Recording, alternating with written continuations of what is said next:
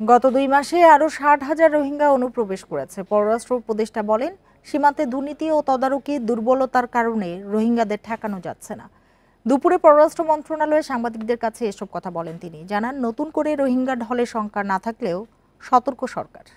এ নিয়ে আলোচনা করতে চট্টগ্রাম থেকে আমাদের সাথে যোগ দিয়েছেন নিরাপত্তা বিশ্লেষক অবসরপ্রাপ্ত মেজর এমদাদুল ইসলাম।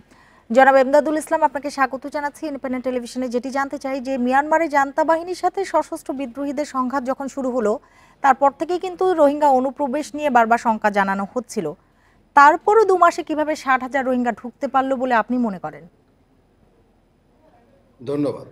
এই কথাটা আমি আপনাদের চ্যানেলে অনেকবার বলেছি যে সেখানে যখন আমরা জানতে পারলাম যে রোহিঙ্গাদেরকে মিয়ানমার সেনাবাহিনী রিক্রুট করছে এবং তাদেরকে আরাকান আর্মির বিরুদ্ধে যুদ্ধে লিপ্ত করাচ্ছে, সেটা সেটা অত্যন্ত স্বাভাবিক। কারণ সেখানে আরাকান আর্মি যত বেশি তার প্রভাব বিস্তার করছে, তত বেশি রোহিঙ্গাদের প্রতি তাদের এই আক্রোশ আর তাদের প্রতিশোধ পরায়ণ মনোভাব সেটা বৃদ্ধিপ্রাপ্ত হবে।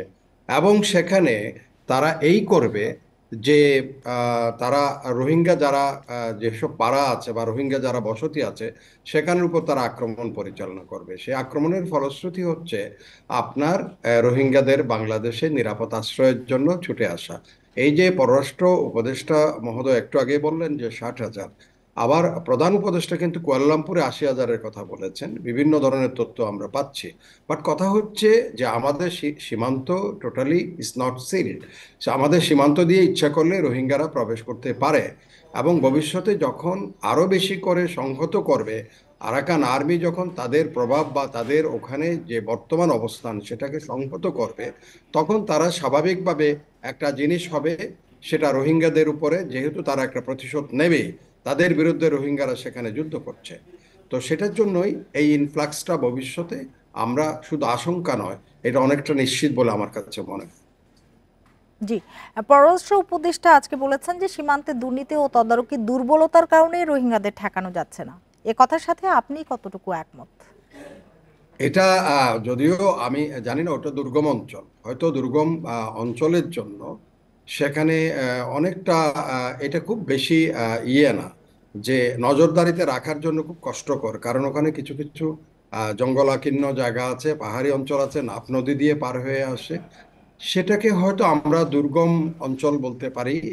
সেখানে মানুষের অনুপ্রবেশ ঠেকানো কিছুটা দুরূহ, এই কথা বলতে পারি।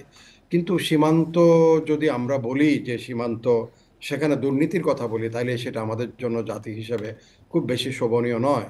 বা আমাদের ওখানে আইন শৃঙ্খলা রক্ষাকারী বাহিনী যারা আছে তাদের উপরে এক ধরনের যে দোষারোপটা হচ্ছে, সেটার জন্য তাদেরকে জবাবদিহিতার আওতায় আনা আমার মনে হয় উচিত, যদি ওনার বক্তব্য যদি সঠিক হয়।